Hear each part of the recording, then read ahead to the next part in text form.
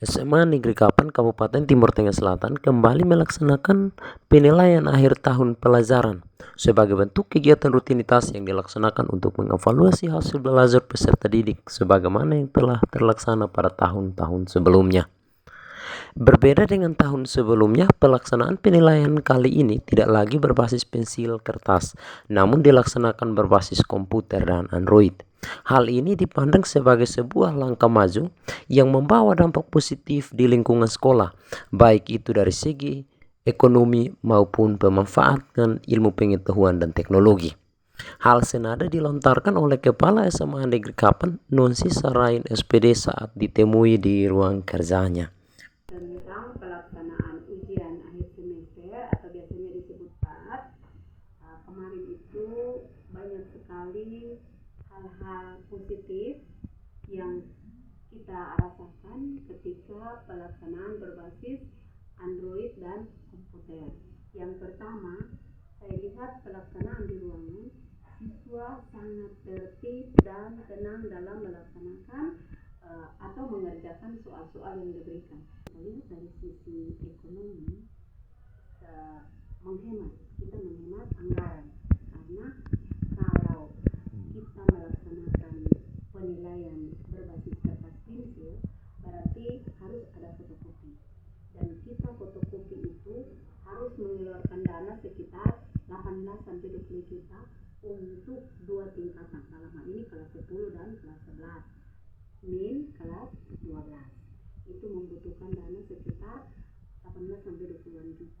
Sedangkan kalau berbasis Android seperti kemarin, kita punya 4 orbit, masing-masing orbit itu kita hanya isi pulsa 300-400 ribu, berarti kita hanya memakai dana sekitar 1 jutaan lebih untuk pelaksanaan penilaian akhir semester.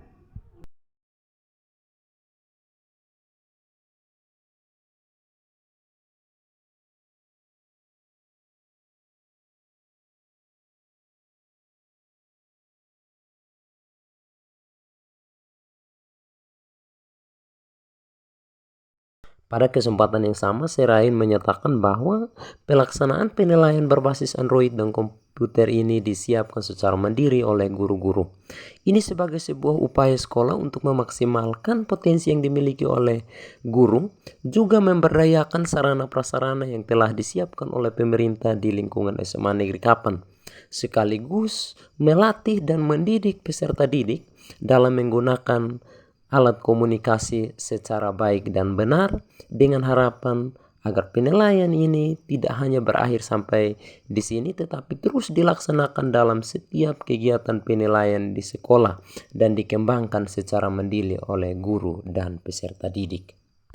Pelaksanaan penilaian akhir semester, segala sesuatu kita memberdayakan potensi yang ada di sekolah kita, dalam hal ini sumber manusianya, kemudian kita punya fasilitas HP, kita punya komputer, kita punya Android, itu kita pakai dan otomatis difasilitasi dengan dana BOS.